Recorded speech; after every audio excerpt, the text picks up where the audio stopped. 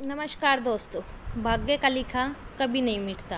किसी गांव में एक बुद्धिमान ब्राह्मण रहता था। उसका एक दोस्त था जो पैर से लंगड़ा तथा बहरा था। वह दूसरे गांव में रहता था। एक दिन वह ज्ञानी ब्राह्मण अपने बचपन के दोस्त से मिलने के लिए घर से निकला। उसके दोस्त का घर काफ़ी दूर था। वह ब्राह्मण रास्ते में जा ही रहा था कि उसे अचानक एक हष्ट-पुष्ट आदमी दिखाई दिया। वह भी उस ब्राह्मण के साथ चलने लगा। तो वह ब्राह्मण उस मनुष्य का नाम पूछता है तो वह अपना नाम महाकाल बताता है। वह ब्राह्मण भी सोचने लगा कि मुझे भी काफ़ी लंबा जाना है, चलो साथ मिल गया जिससे रास्ता आसानी से कट जाएगा। अब ब्राह्मण और महाकाल दोनों साथ साथ चल रहे थे कि अचानक एक गांव आ गया। तब महाकाल ने उस ब्राह्मण से कहा कि तुम चलो और मुझे इस गांव में थोड़ा काम है, मैं अभी आ रहा हूँ। थोड़ी ही देर में उसी गांव में एक भैंस ने एक आदमी को लात मार दी।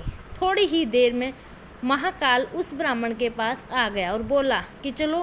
फिर वह ब्राह्मण उस महाकाल के साथ चलने लगा। थोड़ी दूर जाने पर फिर एक गांव आया तो महाकाल उस ब्राह्मण से बोला कि मुझे इस गांव में थोड़ा काम है, मैं अभी आ रहा हूँ। थोड़ी ही देर में उस गांव में आग लग गई। वह ब्राह्मण सोचने लगा कि यह आदमी जहाँ जहाँ जाता है तो वहाँ पर कोई न कोई घटना जरूर घटती है। अतः वह ब्राह्मण महाकाल से पूछ ही लिया कि भाई तुम कौन हो। ब्राह्मण की बात सुनकर महाकाल बोला कि मैं यमदूत हूँ, मनुष्य के प्राण हरण करना मेरा काम है। उसके बाद ब्राह्मण महाकाल से पूछा कि तुम यमदूत हो तो यह बताओ कि अगली मृत्यु किसकी होने वाली है। तब महाकाल ने कहा कि अगली मृत्यु तुम्हारे उसी मित्र की होने वाली है जिससे तुम मिलने जा रहे हो। वह ब्राह्मण सोचने लगा, यदि ऐसी बात है तो मैं अपने मित्र से मिलने नहीं जाऊंगा। महाकाल ने ब्राह्मण से कहा कि तुम जो सोच रहे हो ऐसा कुछ भी नहीं होगा, होनी अटल है, इसीलिए होकर रहेगी। थोड़ी देर में उस ब्राह्मण ने देखा कि उसका मित्र उससे मिलने के लिए बड़ी तेजी से चला आ रहा है।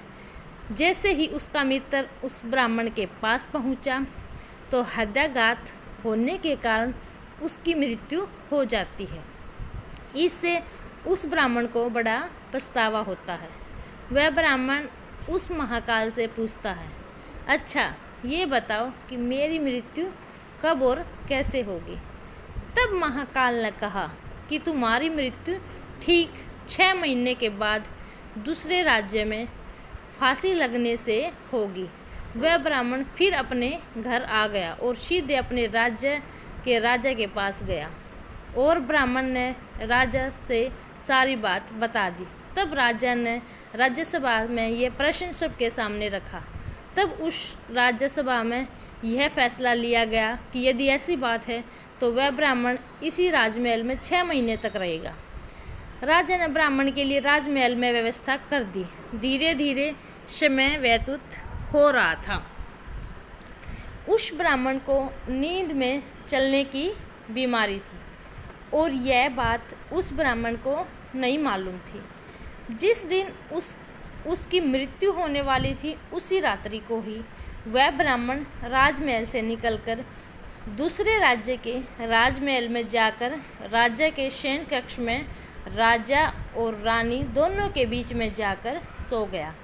सुबह जब राजा उठा तो उस ब्राह्मण को अपने शयन कक्ष में देखकर बहुत क्रोधित हुआ और उस ब्राह्मण को फांसी की सजा सुना दी। तब ब्राह्मण ने उस राजा को सारी कहानी सुना डाली, जिसको सुनकर वह राजा अपना एक गुप्तचर अपने पड़ोसी राजा के पास भेजकर सारी जानकारी ले ली। जिसको सुनकर वह राजा अपने फैसले पर बहुत पछता रहा था। लेकिन उस राज्य का एक नियम था कि एक बार राजा जो सज़ा सुना दे फिर चाहकर भी उसे नहीं बदला सकता।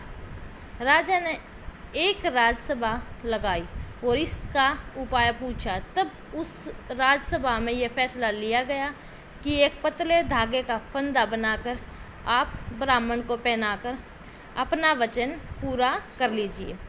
फंदा पतला होने के कारण ब्राह्मण की मृत्यु भी नहीं होगी और आपके फैसले की लाज भी बच जाएगी। तब एक पतले पतले धागे से फांसी का फंदा बनाया गया और उसके अगले दिन ब्राह्मण के गले में डाल दिया गया और फंदे को खींच दिया गया। सभी ने यह सोचा कि ब्राह्मण को कुछ नहीं होगा, लेकिन उस पतले धागे की वजह से उस ब्राह्मण का गला कट गया और खून तेजी से निकलने लगा। ज़्यादा खून बह जाने की वजह से उस ब्राह्मण की मृत्यु हो गई।